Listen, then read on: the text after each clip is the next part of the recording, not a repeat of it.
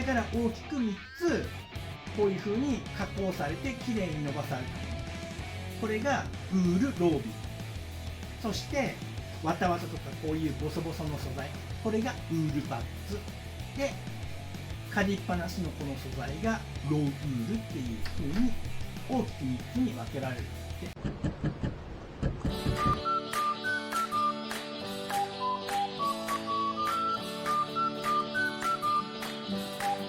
はい、お疲れ様です。虹ための北川です。今日もね、フェルト教室始めていきたいと思います。今回はね、初心者向けのね、話です。で、今回はね、素材の話をちょっとしようかなと思います。やっぱりさ、こう最初の頃って、いろんな素材があって、どういう風に使っていいかさ、全然わかんないじゃない。どんな素材があるのかもわかんないし、見たとしても、これはどういう場面で使ったらね、どういうところに使ったらいいのかとかさ、そういう知識がないとなかなかね、気になってんだけど買うっていうことができないと思うから、ちょっとね参考になればいいかなと思ってね、ちょっと簡単にだけど説明していきたいと思います。でね、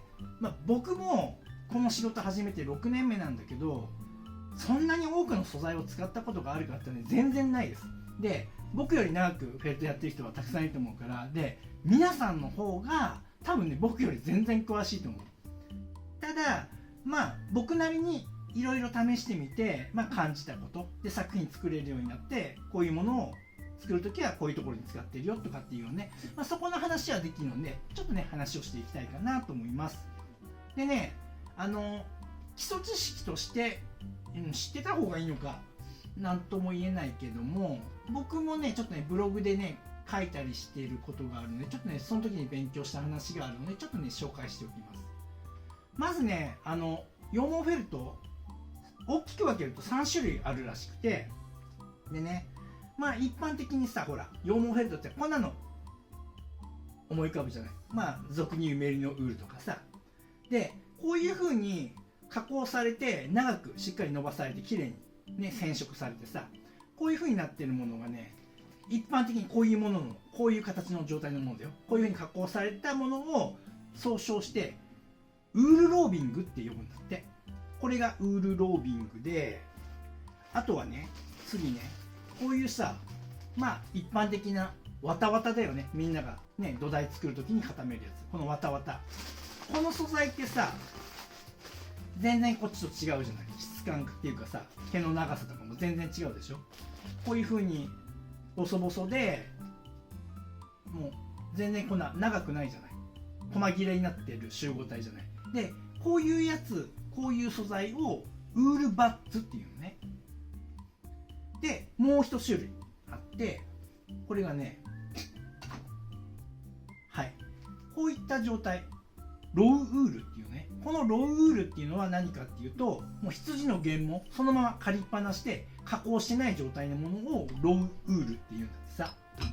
だから大きく3つこういう風に加工されてきれいに伸ばされたもの、これがウールロービング。そしてわたわたとかこういうボソボソの素材、これがウールバッツで、借りっぱなしのこの素材がローウールっていう風に大きく3つに分けられるんだって。だけどね、これね多分あんまり一般的じゃないんじゃないかなと思うんだよね。こんなとこはね豆知識として知ってたらいいんじゃないかなっていう話です。はい。僕もね最初の頃ね、お店で買えるものしか種類知らなくて、でなんだろう、今だからこそその素材屋さんで直接ね買い付けをしてるけれども、当時はねもうほんと手芸屋さんとかに行って売ってるもので全部やってました。だからもうベースに使ってたのはわたわた使ってたし、これ見える？わたわたね、わたわた使ってたし、植毛にはこれだよね、浜中のフェルト羊毛、これをねメインに使ってました。いろんな種類色があるので。でもうねこの2つだけ、この2種類だけを使ってしばらくやってて、でいろいろ探してるとこんなやつかな、これはなんだろう、ちょっと毛が縮れてるタイプのやつだから固めやすいなと思って、人形の指作ったりするときそういうのに使ったりしました。あとね、こんなやつ、これまさに原毛だよね。借りっぱなしのやつがあって、でちょっと縮れ毛っていうかカールしてるのだから、そうだね、白いトイプ作るときにちょっとアクセントとして使ったりとか、あとトイプ作る時はこれだよね。植毛カール、これをねメインに使ってます。これはね今でも使ってます。はい。あといろんな種類があるよね。いろんなメーカーの、これメリノウールだし、これもメリノかな。でメーカーによってさ、やっぱりそのなんだろう、このきめの細かさとかそういったものがだいぶ違うんだよね。あ、これもある、パフウールだけど、この辺だとねちょっと結構高くて、ね、材料費が結構かさんじゃうから、なるべく安いものと思ってね、最初の頃はねこれをメインに使ってました。はい。で今はじゃあどうしてるのっていうと、素材屋さん、ネットで多分みんな買ってると思うから、僕はペレンデール鎌倉さんでわたわたの代わりに、わたわたもさ結構するじゃない、600円700円くらいするでしょ、この量で。だけど僕は仕事でね大量に使うから、もうキロ単位で年間通して作品作れるように買ってます。これがねすごい量でしょ。だけどこれね、これはペレンデール鎌倉さんのランビエきなり4号ってやつで、この量だけで何キロだろう、3キロぐらいかな。で僕6キロとかっていうのを2箱買ったりしてます。はい、そんなとこかな。でね、なぜわたわたからこのランビエにしたかっていうと、やっぱりメーカーによってね、きめの細かさが違って、ペレンデールさんのランビエは僕はね、わたわたよりもすごい固まってくれるからすごく好きで、細かい形を作りやすいからね。なのでペレンデールさんのランビエを使ってます。わたわたも悪くはないんだけどもね、手に入りやすいからさ、で機会があったらね試してみるのもいいんじゃないかなって思います。はい。でこのわたわたとか、要はねこのランビエ、要は最初に言ったウールバッツって呼ばれる種類のもの、これはどういうものを作るのに適しているかっていうと、こういうね素材だから刺したらねどんどん固まっていってくれるの。すごい形を作りやすいよね、このウールバッツは。で固まりやすいから、こうやって土台を作るのにものすごく適してます。だからわたわたとかはそういう風に使うとすごくいいですよっていう話です。はい。で次ね、よくみんなが使うこのウールロービングっていう種類だよね。これもたくさんあるわけね。これはメリノウールなんだけども、メリノの他に、僕使ってるのはこれコリデールっていうものなんだけど、これもウールロービングだよね。であとは僕は使ってないけどロムニーとかさ、他にもいろいろあると思うんだけども、要はねこのメリノとかコリデールとかロムニーとかって何なんですかって意味わかんないじゃない。これね、要はね羊の種類なんです。羊、メリノっていう種類の羊から毛を買って作ったのがこのメリノウールね。でコリデールっていう種類の羊から買った毛で作ったのがこれね、コリデールで、ロムニーも一緒。要は羊によって毛質が違うわけで、例えば僕はこのメリノとコリデールしか使ったことないんだけど、何が違うかっていうと、これ全く同じ色なのね。薄墨っていう色なんだけれども、これのメリノとコリデール、これカメラでわかるかな、これわかる？こっちねメリノですごくまっすぐでツルツルストレートの毛です。でこっちは同じ色なんだけど、ちょっとね縮れてるの毛がわかる？縮れ毛で、何が違うかっていうと、ストレートの毛って固めにくいよね。でこの縮れてる毛って固めやすいの。だから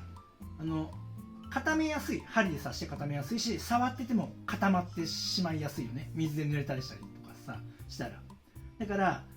メリノツルツルの毛は固めにくいものは植毛に適してます。毛を表現する。で縮れ毛は固めやすいから、これもふわっとしたところを、例えば胸毛とかさ、長毛の子を作る時の胸毛を作る時にメリノだけじゃふわっとしないから、それにアクセントとしてこういったちょっとね縮れた毛を入れるとか、あとなんだろう、アルパカとか固めの少し毛を入れてふわっとさせるとかってね、スパイス的に使ってあげる。そんな感じでねやってあげるといいんじゃないかな。あとね、僕これ同じ系の色の種類を揃えてるのは、これメンネと同じ種類全部ホリデールも揃えてるんだけど、なぜかって言ったら指作ったりとか、あとなんだろう、その細かいパーツで固めて作りたいものがあるときはこのホリデールをね使うようにしてます。はい。そんな風にね使い分けをしてるかな。でも最近あんまり使ってないね。結局うまくなってきたらメリノでもすごいしっかり固めれるから。でもね、結構有効なんでね、ぜひね機会があったら試してほしいなって思います。あとはね、近くにさ素材屋さんがないし、なんだろう、手芸屋さん行っても品数限られてるじゃない。羊毛フェルト特にあんまり置いてないから。で多分ネットで買ったりすると思うから、いろんなお店あると思うから、探してみるといいんじゃないかな。でペレンデールさんなんかはね、いろんなものを種類ねニードルだって揃えてるし、いろいろ試してみるのがいいんじゃないかなって思います。はい。で僕もね最初の頃ね、ほんとねいろいろ試しました。ほんと最初なんてね、このわたわたとこれフェルトイオンもこの2種類だけで作品作ってたし、でどんどんね他にもあるんだなっていろんなものを買って試したり、こんなのもあるしさ、こんなのもねあるし、いろんなのメーカーによってまた違いがあるんだなって試してみました。でこれね、なぜわざわざ買ったかっていうと、結局ねいろんな情報をネットとかでさ取ったとしても、結局ね触ってみないと分かんないじゃない。だから自分でとにかく手にして使ってみて感じて、それで自分に合ってる合ってないっていうのを選択しないといけないから、無駄にねお金払っちゃうことになるから、なるべくその情報は集めた方がいいんだけど、その中でもやっぱり一つに絞らずに、これとこれとこれは気になるなって思ったやつは、そこはね自己投資だから、しっかりとね500円1000円出して一つ素材買えるんだから、買ってみて実際に使ってみて、して自分に合ったものをね探すといいんじゃないかなって思います。僕もこれからねもっと時間ができてきたらね、いろんな素材使ってねいろんなものを作ってみたいなと思ってるんだけどね。あとねトイプーとかさ、くるくるした毛の子を作るときは主にねこの植毛カール、これ使ってます。これ今でも使ってるし、あとねそのうちトイプーの作り方やろうかなと思うけど、こういった毛糸、これをねばらして混ぜたりとか、あとはローウールだよね、この原毛、こういったものを混ぜたりして、3種類4種類くらいいろんな毛組み合わせながらねトイプーとか作ると、なんていうかな、トイプーってさそもそも実物が超ぬいぐるみみたいで可愛いじゃない。であれを作品で作るとさらにぬいぐるみ感が出ちゃうのね。それをいかにしてリアルに作るかってすごく難しくて、僕の中でね。でいろんな素材をね混ぜて使ってます。はい。機会があったらねその辺の作り方のね解説なんかもしようかなと思ってます。はい。そのとこですね。とにかくねいろんな素材があるから、とにかく機会があったら少量でいいからね買ってみて自分で触って試してみるっていうのがね一番いいんじゃないかなと思います。はい。今回の話はねここまでです。でねコメント欄に僕よりさ全然詳しい人、もう見てる人みんな僕より詳しいと思うから、こんな素材いいですよとかね、みんなにねシェアしてほしいから、ぜひねコメント欄の方にね情報ある人ねどんどん書いてくれたらいいかなと思います。はい、そのところです。はい、最後までご覧いただきありがとうございました。それではまた。ご覧いただきありがとうございます。このチャンネルは羊毛フェルト作家を仕事にして生計を立てている僕が、フェルト作家を目指している人やもっとスキルアップしたい人、そんな人に向けてリアルな作品の作り方だけではなく、誰も教えてくれない作家になるために必要な考え方、そういったことを発信しているチャンネルです。ぜひね、自分のスキルアップのためにチャンネル登録して活用してください。あと、公式 LINE もやっています。この公式 LINE に登録してくれた方にだけ、僕がやるオンラインレッスンなどの案内が届きます。僕から学んでみたいと思う方は、ぜひね、LINE 登録をお願いします。概要欄にリンクが貼ってあります。そこから登録してください。